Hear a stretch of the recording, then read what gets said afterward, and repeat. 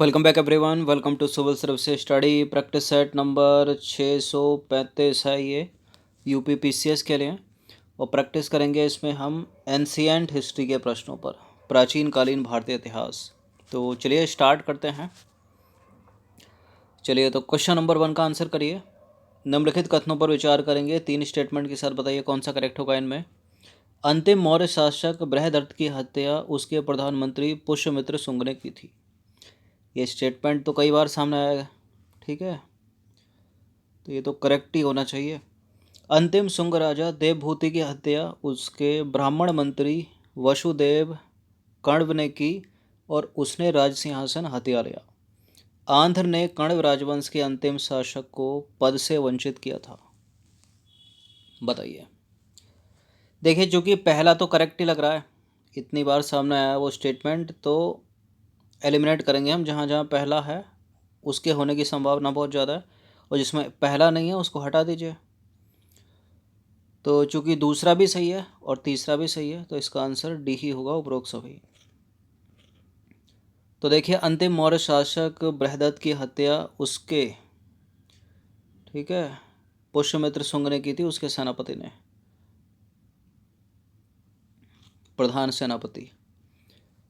और करके क्या किया उसने, एक नवीन राजवंश की नींव डाली। उस राजवंश का नाम था शुंग वंश, पुष्यमित्र शुंग ने। देखिए, शुंग वंश के इतिहास के बारे में जानकारी साहित्यिक एवं पुरातात्विक दोनों साक्ष्यों से प्राप्त होती है। शुंग वंश का अंतिम राजा जो था वो देवभूति था, और यह देवभूति विलासी प्रवृत्ति का था। अपने शासन के अंतिम दिनों में अपने ही अमात्य वसुदेव के हाथों उसकी हत्या कर दी गई। और इसके उपरांत वसुदेव ने जिस नवीन वंश की स्थापना की वह कण्व वंश था। ठीक है। अब कण्व वंश में केवल 4 ही शासक हुए, वसुदेव, भूमिमित्र, नारण और सुशर्मा। इन्होंने 300 ईसा पूर्व तक राज किया, और आंध्र ने कर्ण राजवंश के अंतिम शासक को पद से वंचित कर दिया। क्वेश्चन नंबर 2 पर आ जाइए। मौर्य काल के संदर्भ में निम्नलिखित कथनों पर विचार करेंगे। मौर्य काल में शीर्षस्थ अधिकारी तीर्थ कहलाते थे, और मौर्य काल में कौटिल्य ने राजा को धर्म प्रवर्तक कहा है। क्या ये बात सत्य है? सत्य है, करेक्ट है दोनों। तो करेक्ट है, तो सी होगा इसका आंसर। तो देखिए, मौर्य शासन में या प्रशासन में सर्वोच्च अधिकारी तीर्थ कहलाते थे, और कौटिल्य ने राजा को धर्म प्रवर्तक अर्थात सामाजिक व्यवस्था का संचालक कहा है। अशोक ने धर्म का प्रवर्तन किया और उसके मूल तत्वों को सारे देश में समझाने और स्थापित करने के लिए अधिकारियों की नियुक्ति की। अशोक बड़ा फेवरेट है यूपीएससी का। यूपीएससी ने पिछले 10 वर्षों में 3 से 4 बार प्रश्न किए हैं अशोक पर। क्वेश्चन नंबर 3 पर आ जाइए। अशोक की धर्म घोष नीति के संदर्भ में 2 स्टेटमेंट है, बताने के इनमें से कौन सा सत्य है। देखिए, अशोक बौद्ध धर्म से संबंधित स्थानों की यात्रा की अशोक ने, और अशोक ने बौद्ध धर्म की तीसरी संगति का आयोजन करवाया था। तीसरी का आयोजन करवाया था, पहली का आयोजन करवाया था। पहली में अजात शत्रु है, दूसरी में काला अशोक है, तीसरी में अशोक है, तो करेक्ट हो गया। और चौथी में है कनिष्क। फिलहाल ये दोनों के दोनों करेक्ट हैं, तो इस बार उत्तर ए होगा, क्योंकि ए में है 1 और 2। तो देखिए, अशोक ने बौद्ध धर्म को ग्रहण किया और बौद्ध धर्म स्थानों की यात्रा की। ठीक है।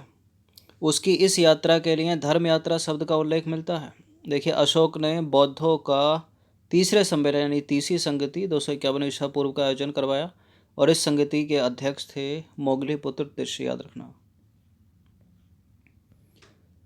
क्वेश्चन नंबर 4 पर आ जाइए। मौर्य प्रशासन से रिलेटेड कुछ स्टेटमेंट है यहाँ पर, बताने के इनमें से कौन सा करेक्ट होगा। देखिए, मौर्य काल में किसानों से सिंचाई कर लिया जाता था, और मौर्यों का शासन पूर्वोत्तर भारत को छोड़कर तमिलनाडु व कर्नाटक में फैला हुआ था। देखिए, मौर्यों का जो प्रशासन था वो तमिलनाडु को छोड़कर पूरे भारतीय उपमहाद्वीप में फैला हुआ था। गलत है दूसरा वाला स्टेटमेंट, पहला वाला सही है केवल। ठीक है। तो मौर्य काल में किसानों को सिंचाई सुविधा दी गई थी। ठीक है, उनसे सिंचाई कर लिया जाता था। मौर्यों का शासन भारत में तमिलनाडु और पूर्वोत्तर भाग, भारत के भाग को छोड़कर, ठीक है, समस्त भारतीय उपमहाद्वीप में फैला हुआ था। तो गलत है दूसरा वाला स्टेटमेंट। ठीक है, तमिलनाडु में नहीं था मौर्यों का शासन, और ना ही पूर्वोत्तर भारत में था, उसके अलावा पूरे भारत में था। क्वेश्चन नंबर 5 पर आ जाइए। मौर्य प्रशासन की व्यवस्था से संबंधित सूची 1 को सूची 2 के साथ सुमेलित करना है। सूची 1 में अधिकारी, सूची 2 में है धारित पद। कौन कौन से हैं वो? समाहर्त्री और समिनघात्री, संस्थाध्यक्ष और अंतर्वंशिका। बताइए। देखिए, जो राजस्व का प्रधान संग्राहक होता था वो होता था समाहर्त्री, ठीक है। और जो महलों के रक्षकों की प्रमुख होती थी वो होती थी समिनघात्री। जो कोषपाल होता था वो होता था संस्थाध्यक्ष। और जो बाजार अधीक्षक था उसको बोलते थे अंतर्वंशिका। तो 1 का 2 जहाँ नहीं है उसको एलिमिनेट कर दीजिए। और 2 का 1, 1 का 2, 2 का 1, सी का 3, 4 का 4, डी का 4, ए हो जाएगा इसका आंसर। तो मौर्य प्रशासन की व्यवस्था निम्नानुसार थी। समाहर्त्री राजस्व का प्रधान संग्राहक होता था, समिनघात्री महलों के रक्षकों के प्रमुख, और संस्थाध्यक्ष कोषपाल होता था, अंतर्वंशिका बाजार अधीक्षक। कौटिल्य के अर्थशास्त्र के अनुसार मौर्यकालीन न्याय व्यवस्था में निम्नलिखित न्यायालय अस्तित्व में थे। बताइए कौन कौन से? धर्मस्थीय और कटक शोधन, ठीक है। धर्मस्थीय कटक शोधन, धर्मस्थीय कटक शोधन, धर्मस्थीय कटक शोधन, याद रहेगा दूसरा और चौथा, ठीक है। एक देखता था दीवानी, एक देखता था फौजदारी। तो देखिए, कौटिल्य के अर्थशास्त्र के अनुसार मौर्यकालीन न्याय व्यवस्था में न्यायालय मुख्यतः 2 प्रकार के थे, धर्मस्थीय तथा कंटक शोधन। धर्मस्थीय जो है वो दीवानी मामले देखता था और कंटक शोधन फौजदारी मामले देखता था। देखिए, जो प्रदेष्टा था, प्रदेष्टा फौजदारी न्यायालय का न्यायाधीश होता था और व्यावहारिक दीवानी न्यायालय का न्यायाधीश था। क्वेश्चन नंबर 7 पर आ जाइए। गांव के शासन को स्वायत्तशासी पंचायतों के माध्यम से संचालित करने की व्यवस्था का सूत्रपात किसने किया? बताइए। मौर्यों ने ही किया। तो गांव के शासन को स्वायत्तशासी पंचायतों के माध्यम से संचालित करने की व्यवस्था का सूत्रपात मौर्यों ने किया। यह व्यवस्था उस समय गांव के प्रशासन का आधार थी। क्वेश्चन नंबर 8 पर आ जाइए। प्राचीन भारत के निम्नलिखित ग्रंथों में से किस में पति द्वारा परित्यक्त पत्नी के लिए विवाह विच्छेद की अनुमति दी गई है? बताइए। किस में है? कामसूत्र में, अर्थशास्त्र में, शुक्र नीतिसार में, या मानव धर्मशास्त्र में? अर्थशास्त्र में है। तो देखिए, अर्थशास्त्र में पति द्वारा परित्यक्त पत्नी के लिए विवाह विच्छेद की अनुमति दी गई है।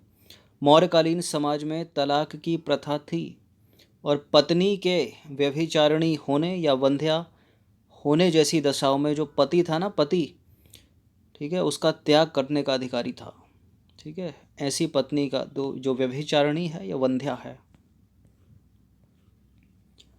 इंडिका का लेखक कौन है? बताइए। इसका तो पता ही होगा उत्तर आपको, मेगास्थनीज। तो मेगास्थनीज की बात करें तो यूनानी राजदूत था मेगास्थनीज, जो 305 ईसा पूर्व चंद्रगुप्त मौर्य के दरबार में राजदूत बनकर भारत आया था। मेगास्थनीज ने चंद्रगुप्त मौर्य के दरबार में रहकर भारत की सभ्यता संस्कृति के बारे में एक पुस्तक लिखी जिसका नाम था इंडिका। परंतु इंडिका की जो मूल प्रति है आज भारत में सुरक्षित नहीं है। क्वेश्चन नंबर 10 पर आ जाइए। वर्तमान में नगर पालिका प्रशासन का कौन सा कार्य मौर्य काल से अभी तक जारी है? बताइए कौन सा है वो? जन्म एवं मृत्यु का पंजीकरण, ऑप्शन नंबर सी। तो देखिए, मौर्य युग में नगरों का जो प्रशासन है नगर पालिकाओं द्वारा संचालित किया जाता था, जिसका प्रमुख नागरक या पुरमुख्य था। मेगास्थनीज ने पाटलिपुत्र के ऐतिहासिक दस्तावेजों के अनुसार इस काल में नगर परिषद की 5-5 सदस्यों वाली 6 समितियों का उल्लेख किया है। इसमें जो तीसरी समिति है वो जन्म मृत्यु पंजीकरण का हिसाब रखती थी, जो आज भी नगर पालिकाओं द्वारा किया जाता है। प्रश्न क्रमांक संख्या 11 पर आ जाइए। मौर्य साम्राज्य के पतन के कारणों के संदर्भ में निम्नलिखित कथनों पर विचार करना है। इन दोनों कारणों में कौन सा कारण मौर्य साम्राज्य के पतन का है? दोनों हो सकते हैं, एक हो सकता है कोई, और दोनों नहीं भी हो सकते। मौर्य शासन में वित्तीय संकट उत्पन्न हो गया और प्रांतों में दमनकारी शासन था। बताइए। प्रांतों में दमनकारी शासन था तभी तो वित्तीय संकट उत्पन्न हो गया, ठीक है। करेक्ट है दोनों के दोनों स्टेटमेंट। अशोक ने दान करके ही कंगाल कर लिया मौर्य प्रशासन को, ठीक है, इतना दान किया, दोनों सही हैं। तो अशोक के कलिंग युद्ध में बताया गया है, कलिंग अभिलेख में बताया गया है कि प्रांतों में हो रहे अत्याचारों से वह बड़ा चिंतित था। सेना और प्रशासनिक अधिकारियों पर होने वाले भारी खर्च के बोझ से मौर्य साम्राज्य के सामने वित्त संकट उत्पन्न हो गया। देखिए, अशोक ने बौद्ध भिक्षुओं को इतना दान दिया कि राजकोष ही खाली हो गया।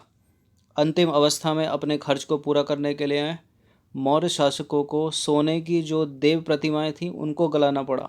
ठीक है, निष्कर्षतः कहा जा सकता है कि मौर्य साम्राज्य के टूटने का एक महत्वपूर्ण कारण प्रांतों में दमनकारी शासन था। इसलिए करेक्ट है दूसरा वाला स्टेटमेंट और पहला भी करेक्ट है। क्वेश्चन नंबर 12 है, मौर्य शासकों द्वारा एक मजबूत केंद्रीय शासन स्थापित करने के संदर्भ में निम्नलिखित कथनों पर विचार करेंगे। ऐसा नियंत्रण पाटलिपुत्र की अनुकूल अवस्थिति के कारण संभव हुआ और पूरे साम्राज्य में सड़क मार्ग का विकास किया गया। बताइए, मौर्य शासकों द्वारा एक केंद्रीय शासन स्थापित करने के संदर्भ में दोनों के दोनों स्टेटमेंट करेक्ट हैं। तो मौर्य साम्राज्य में सड़कों का जाल बिछा हुआ था और इस सुसंगठित सड़क मार्ग प्रणाली में पाटलिपुत्र से एक राजमार्ग वैशाली और चंपारण होते हुए नेपाल तक जाता था। मैगस्थनीज ने इंडिका में एक सड़क की चर्चा की है जो पश्चिमोत्तर भारत को पटना से जोड़ती थी।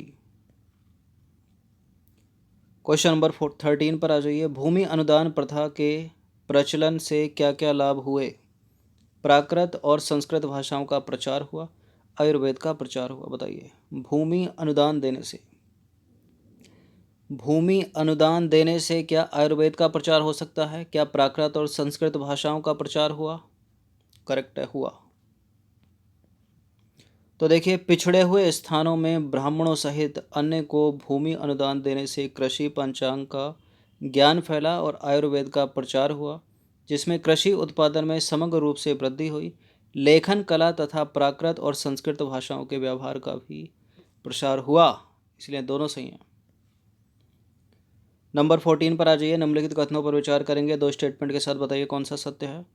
अशोक के शासनकाल में बौद्ध धर्म प्रचारक श्रीलंका भेजे गए। म्यांमार के लोगों ने बौद्ध धर्म के थेरवाद संप्रदाय को विकसित किया, यानी वर्मा के लोगों ने। करेक्ट है दोनों के दोनों स्टेटमेंट। तो अशोक के शासनकाल में बौद्ध धर्म प्रचारक श्रीलंका भेजे गए और ईसा पूर्व दूसरी और पहली सदियों के छोटे छोटे ब्राह्मी अभिलेख श्रीलंका में पाए गए हैं। बर्मा के लोगों ने बौद्ध धर्म के थेरवाद संप्रदाय को विकसित किया है। यह अलग से ही पूछा जा सकता है, एक 4 स्टेटमेंट बनाकर ABCD करके। ठीक है, कि किस देश के लोगों ने थेरवाद संप्रदाय को विकसित किया है? तो बर्मा के लोगों ने, म्यांमार। क्वेश्चन नंबर 15 पर आ जाइए, अंतिम प्रश्न है। मौर्य शासन के संदर्भ में निम्नलिखित कथनों पर विचार करेंगे, दो स्टेटमेंट के साथ बताइए कौन सा करेक्ट होगा। देखिए, राज्य का प्रशासन समितियों द्वारा संचालित किया जाता था। ठीक है, यानी मौर्य प्रशासन समितियों के द्वारा संचालित किया जाता था और मौर्य प्रशासन में जन्म और मृत्यु का पंजीकरण किया जाता था। ठीक है, दूसरा तो करेक्ट ही है तब तक। ठीक है, उस समय भी नगर पालिका करती थी, अभी तक होता आ रहा है ये, तो करेक्ट है दूसरा तो पक्का ही सही है। अभी ऊपर देखा था हमने, और बिल्कुल समितियों द्वारा जो है संचालित किया जाता था मौर्य प्रशासन। सी है इसका आंसर।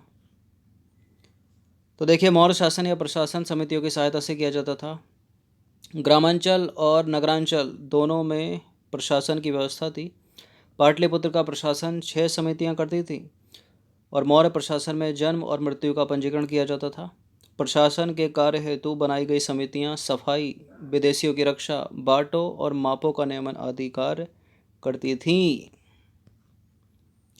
तो ये 15 प्रश्न थे एंशिएंट हिस्ट्री के, इनकी प्रैक्टिस कर लीजिएगा। इसी तरह के प्रश्न स्टेट PCS और UPSC सिविल सेवा की परीक्षाओं में पूछ लिए जाते हैं। धन्यवाद।